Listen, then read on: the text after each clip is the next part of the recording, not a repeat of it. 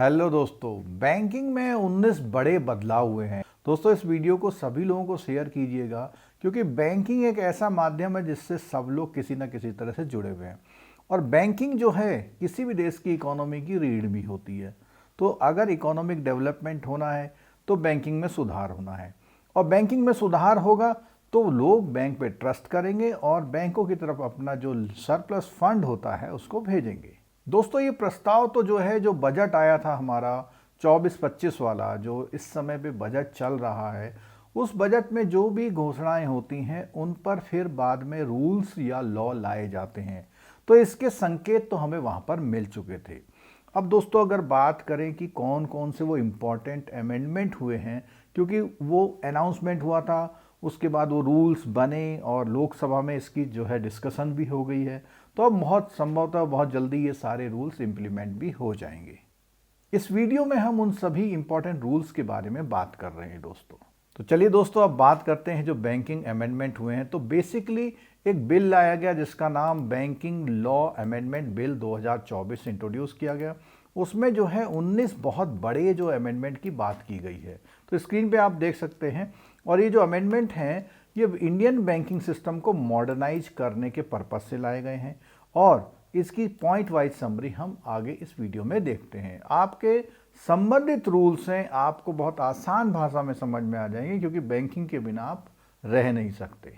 दोस्तों, सबसे बड़ा और इम्पॉर्टेंट रूल जो है, एक्चुअली मैंने इनको इस तरह से ऑर्डर किया हुआ कि आम निजी ज़िंदगी में जो लोग बैंकिंग करते हैं उनको सबसे ज़्यादा जानकारी जो इम्पोर्टेंट है वो पहले आए, और फिर धीरे जो कोर बैंकर की जिम्मेदार जो जानकारी है वो बाद में आए।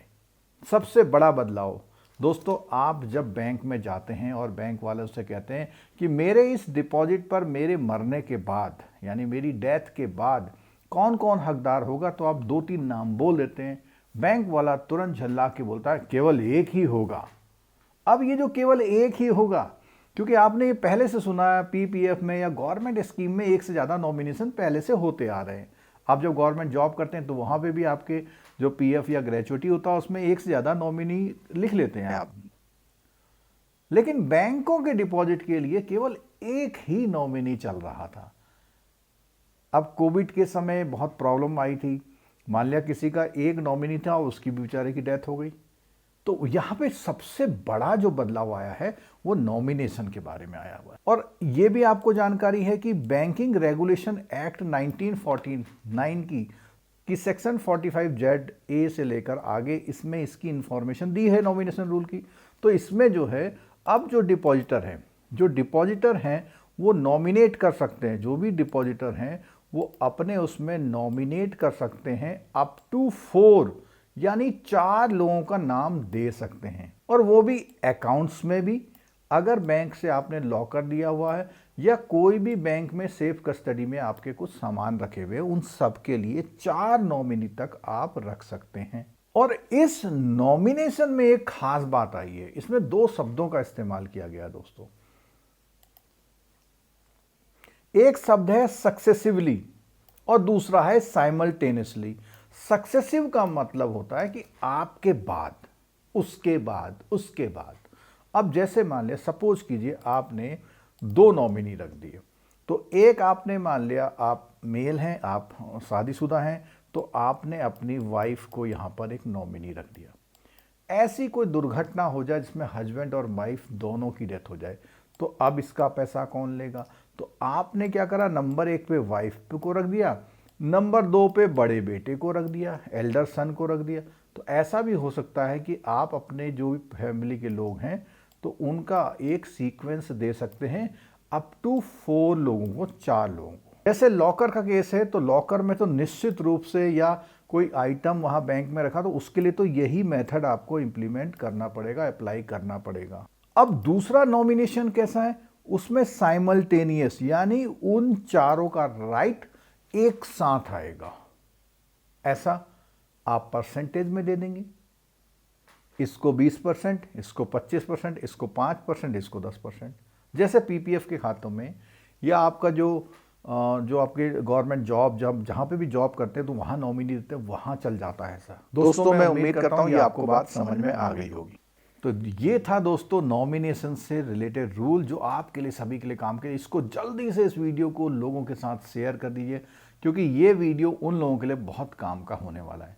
आगे के जो और अमेंडमेंट हुए हैं वो आमतौर पर आपकी निजी ज़िंदगी से उतने मायने नहीं रखते। और अगर आप एक बैंकर हैं और जेआईबी सीआईबी की तैयारी कर रहे हैं तो अगली इन्फॉर्मेशन आपके लिए बहुत इंपॉर्टेंट है। अगर आप बैंकर हैं, जेआईबी सीआईबी की तैयारी कर रहे हैं, तो जैसा कि आपको मालूम है कि नया सेशन जो है इस समय शुरू हो चुका है, जो आपके एग्जाम जून जुलाई 2025 में होने, जो हर 6 महीने में होते हैं। अगर आप उसकी सिंसियर तैयारी कर रहे हैं तो नीचे डिस्क्रिप्शन बॉक्स में मोबाइल एप्लीकेशन का लिंक है, जिससे आपको फ्री क्लासेस के नोटिफिकेशन मिलते हैं। साथ साथ में जो हमारा जेआईबी सीआईबी का कोर्स है उसके नए इनरोलमेंट शुरू हो चुके हैं। तो दोस्तों ये जो बैच है इंटरैक्टिव लाइव जो बैच है, इंटरैक्टिव लाइव बैच में जेआईबी की अगर हम बात करते हैं तो उसके साथ साथ एमसीक्यू और रिकॉर्डेड भी मिलेंगे। जो कोर्स 19,999 का है उसमें डिस्काउंट के बाद 4,999 किया था, लेकिन स्पेशल अभी जो रजिस्ट्रेशन चल रहे हैं उसमें आपको ये कोर्स 3,999 का मिल जाएगा। सीआईबी की बात करते हैं जहां पर एमसीक्यू, केस स्टडी और रिकॉर्डेड है, जिसमें एमसीक्यू और केस स्टडी सर के द्वारा डेवलप की गई है। और इसका जो 24,999 का कोर्स है उसमें 5,999 जो कि स्पेशल डिस्काउंट में आपको मिलने वाला है 4,999 का। और टीम जो है इंटरैक्टिव मोड में इस कोर्स को कराती है। इसके अलावा जेआईबी सीआईबी के अलावा सर्टिफिकेशन कोर्स और प्रमोशनल एग्जाम की भी तैयारी होती है। तो बिना देरी करें इसका जो है मोबाइल एप्लीकेशन का लिंक जरूर डाउनलोड कर लीजिएगा और हमारी जो एक्सपर्ट टीम है उसकी क्लासेस का जो है बेनिफिट लीजिए। अपनी बैंकिंग इंडस्ट्री में रहते रहते एक अच्छा नॉलेज जरूर रखिए, क्योंकि नॉलेज जो है बैंकिंग इंडस्ट्री में बहुत मायने रखती है। दोस्तों ये जानकारी कैसी लगी? अगर अच्छी लगी है तो लाइक जरूर कर दीजिएगा और इस लिंक को जरूर सब्सक्राइब जो है और इस लिंक को जरूर जो है शेयर जरूर कर दीजिएगा। और चैनल अगर अभी तक सब्सक्राइब नहीं किया तो वो जरूर कर लीजिएगा। चलिए चलते हैं दूसरे रूल की ओर।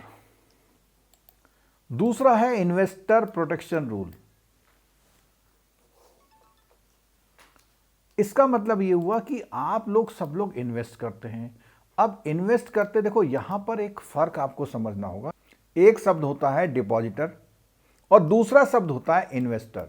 डिपॉजिटर वो होता है जो बैंक में जमा करता है, इन्वेस्टर वो होता है जो शेयर मार्केट या बॉन्ड्स वगैरह में इन्वेस्ट करता है, जो कॉर्पोरेट के काम आता है, जिससे कॉर्पोरेट लोग अपनी इंडस्ट्री को चलाते हैं। तो इन्वेस्टर के लिए बात आया है, जो प्रोटेक्शन रूल आया है एसबीआई एक्ट में। अब एसबीआई एक्ट में क्या उन्होंने कहा कि जो भी अनक्लेम डिविडेंड हैं, मान लिया किसी ने 20 साल पहले एक शेयर लिया था, उसे पता नहीं, उसकी डेथ हो गई, बच्चों को पता नहीं, अब अनक्लेम्ड है वो डिविडेंड, अभी तक मांगा नहीं गया, तो इसके बारे में भी उनको बोला गया है एसबीआई एक्ट को कि भैया जैसा कंपनी एक्ट में प्रावधान है तो वहां पर करें।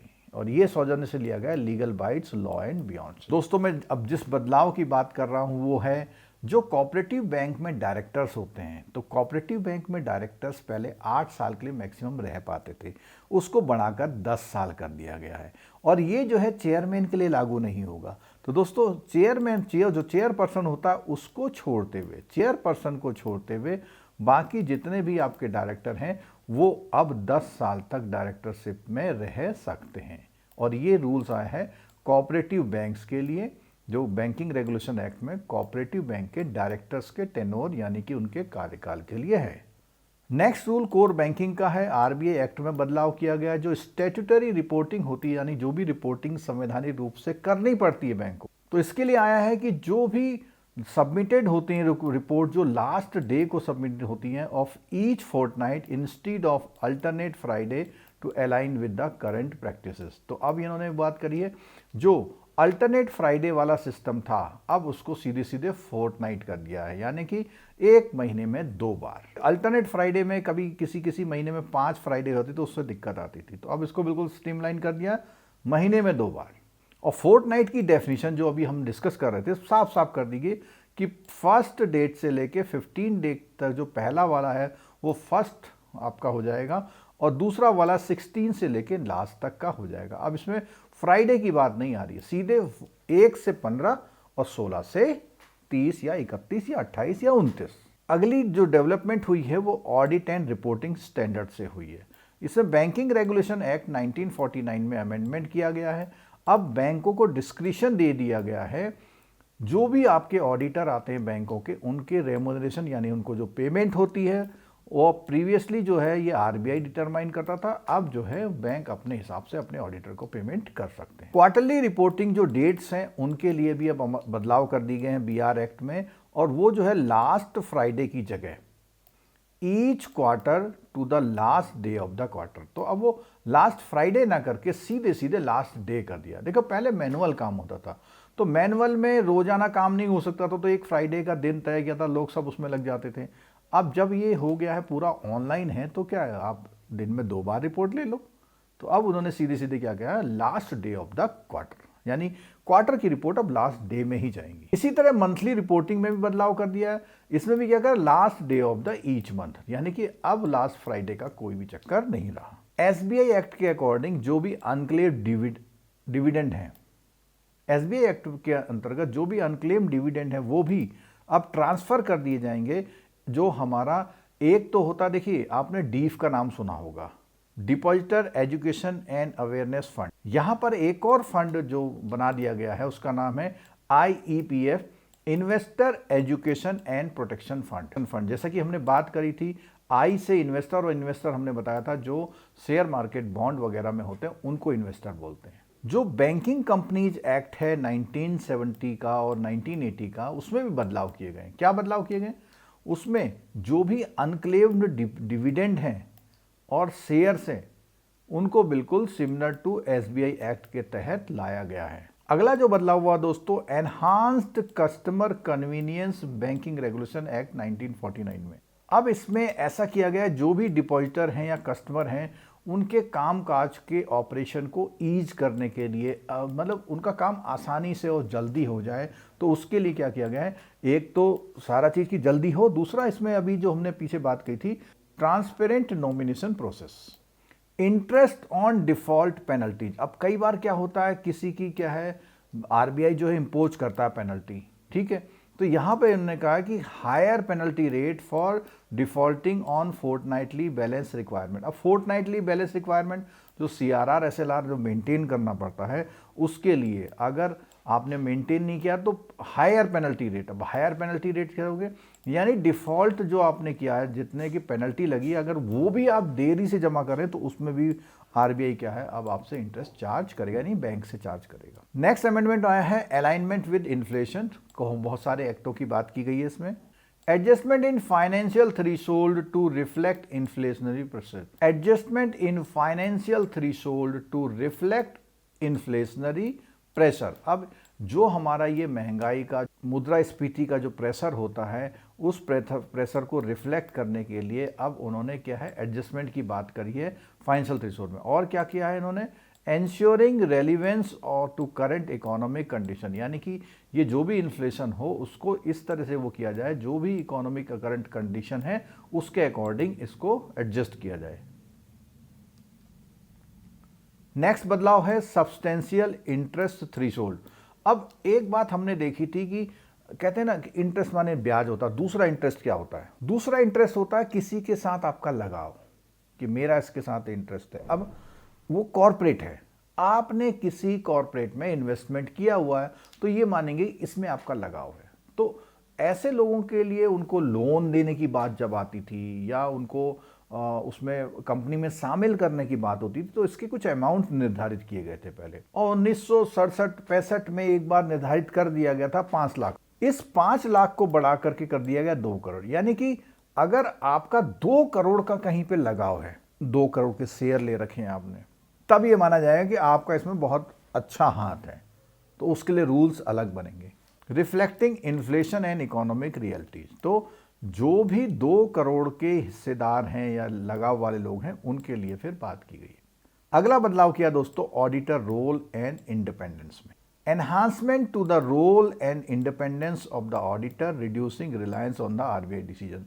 तो जैसे अभी हमने पीछे देखा था कि उनका रेम्यूनरेशन अब आरबीआई छोड़ के बैंक अपने आप तय करेंगे, तो उनको इंडिपेंडेंस दी गई है ऑडिटर्स को। नेक्स्ट है protection to depositors, strengthen the safeguards for depositors interest including clear rules on unclaimed asset। जो भी डिपॉजिटर का कुछ पैसा रह जाता है तो उसके लिए क्या है, बहुत क्लियर रूल्स बनाने की बात की गई है। स्ट्रीमलाइन रिपोर्टिंग फ्रेमवर्क, तो बैंकों में क्या है कि अगर टाइम से रिपोर्ट करेंगे तो फ्रेमवर्क अच्छा काम करेगा। Unified reporting timelines for regulatory compliance improving efficiency across the sector, यानी कि जो भी है सारी रिपोर्टें टाइम से आ जाएं सारी, और इससे पूरे जो सेक्टर है उसमें इंप्रूवमेंट की गुंजाइश बनती है।